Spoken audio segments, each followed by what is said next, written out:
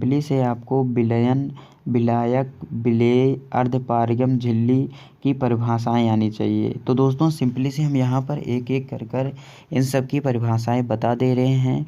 उसके बाद में हम परासरण दाब के बारे में बात करेंगे। तो दोस्तों सबसे पहले हम बात करते हैं कि विलयन क्या होता है। दोस्तों दो या दो से अधिक पदार्थों के समांगी मिश्रण को विलयन कहते हैं, जैसे कि चीनी का जल में विलयन। तो दोस्तों अब हम बात करते हैं कि विलायक किसे कहते हैं और विलेय किसे कहते हैं।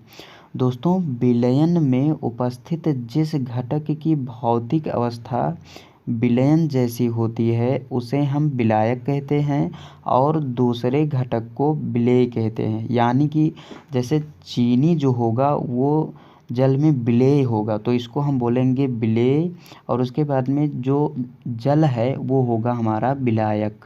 तो दोस्तों अब हम जान चुके हैं विलयन, विलेय और विलायक को। अब हम बात करते हैं कि अर्धपारगम झिल्ली क्या होती है।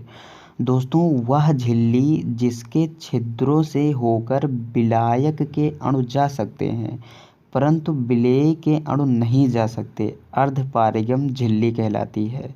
यानी ये एक छननी की तरह होती है। तो दोस्तों ये हो गया अर्धपारगम झिल्ली। अब हम बात करते हैं कि परासरण क्या होता है। दोस्तों अर्धपारगम झिल्ली से होकर विलायक के अणुओं का अपने आप विलायक से विलयन की ओर प्रवाहित होने की क्रिया को परासरण कहते हैं। दोस्तों ये बात अगर अभी नहीं समझ में आई होगी तो अभी थोड़ी देर बाद हम फिगर ड्रा करेंगे तो उसमें आपको ये बात समझ में अच्छे से आ जाएगी। दोस्तों अब हम बात करते हैं कि परासरण दाब क्या होता है। दोस्तों अर्धपारगम झिल्ली द्वारा विलायक से अलग किए गए विलयन पर परासरण को रोकने के लिए लगाए गए आवश्यक दाब को उस विलयन का परासरण दाब कहते हैं। तो दोस्तों इस बात को समझने के लिए सिंपली से हम स्क्रीन पर एक फिगर ड्रॉ कर रहे हैं और इसके माध्यम से हम समझते हैं कि परासरण दाब होता क्या है। दोस्तों ये रहा चित्र। अब दोस्तों इस चित्र में सिंपली से इस साइड में भरा हुआ है विलयन और इस साइड में भरा हुआ है विलायक, और दोस्तों इसके बीचों बीच में यहाँ पर लगा हुआ है एक अर्धपारगम झिल्ली। अब दोस्तों यहाँ पर जो विलयन है, विलयन के ऊपर ये लगा हुआ है एक पिस्टन। दोस्तों इस चित्र में परासरण के परिभाषा के अनुसार जो कि अभी हमने पढ़ा है, ये जो विलायक है ये इस विलयन में जा सकता है क्योंकि ये जो अर्धपारगम झिल्ली है इसमें जो ये विलायक के अणु हैं ये इस तरफ से इस तरफ तो आ सकते हैं, लेकिन ये जो विलयन के अणु हैं ये विलायक की ओर नहीं जा सकते हैं।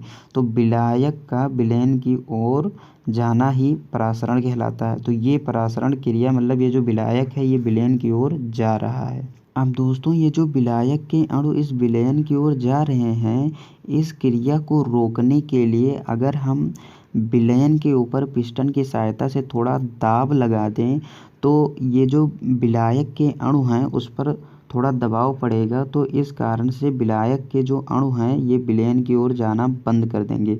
तो दोस्तों ये जो ऊपर से विलयन में दाब लगाया जाएगा यही दाब कहलाता है परासरण दाब। यानी कि यहाँ पर हम कह सकते हैं कि वह दाब जो परासरण की क्रिया को रोक दे वही दाब कहलाता है परासरण दाब। तो दोस्तों उम्मीद करता हूँ वीडियो अच्छी लगी होगी। वीडियो अच्छी लगी तो प्लीज़ लाइक कीजिए।